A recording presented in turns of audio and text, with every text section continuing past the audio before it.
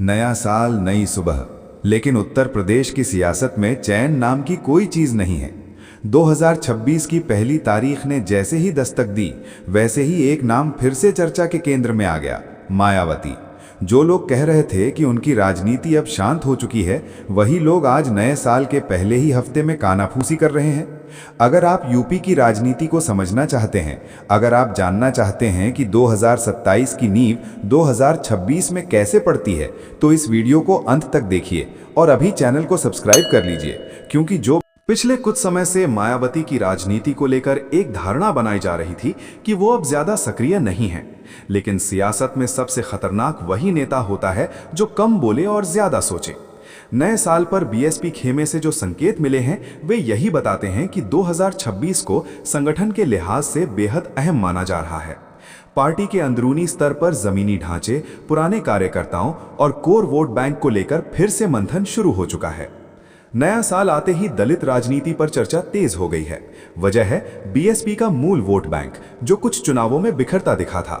मायावती भली भांति जानती हैं कि अगर ये वर्ग फिर से एकजुट हो गया तो सत्ता का गणित बदल सकता है।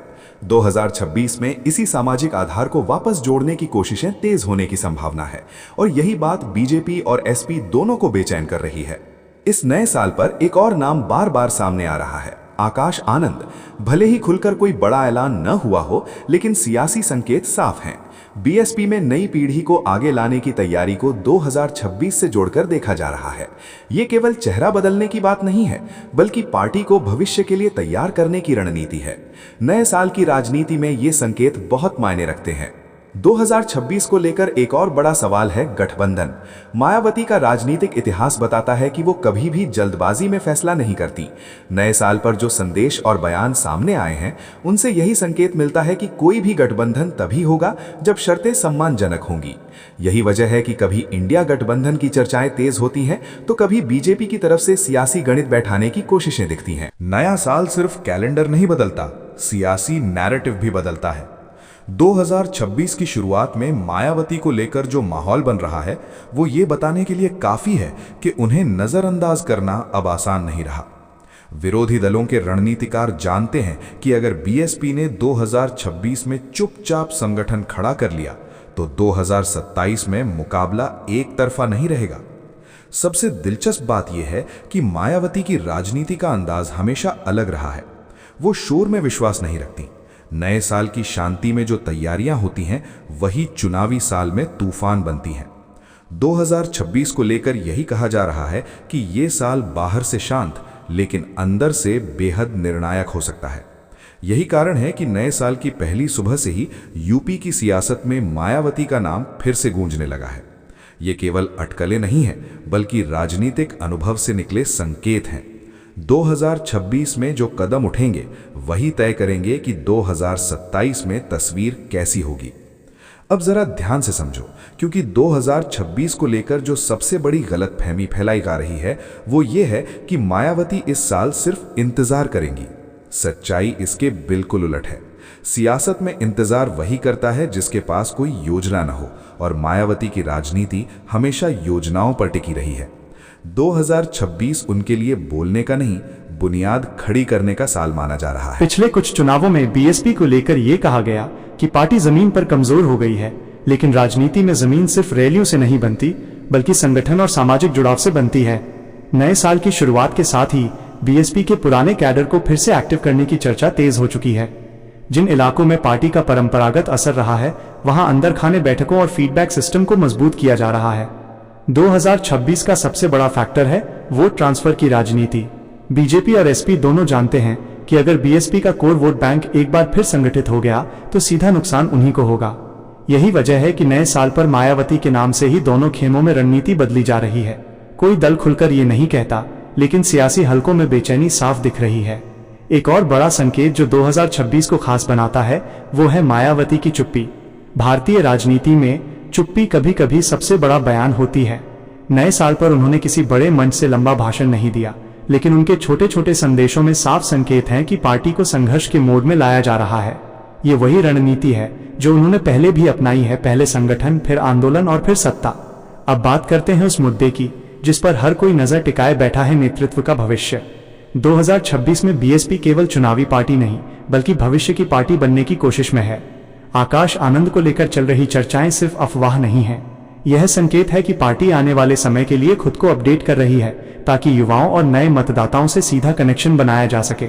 2026 का एक और बड़ा पहलू है नैरेटिव कंट्रोल।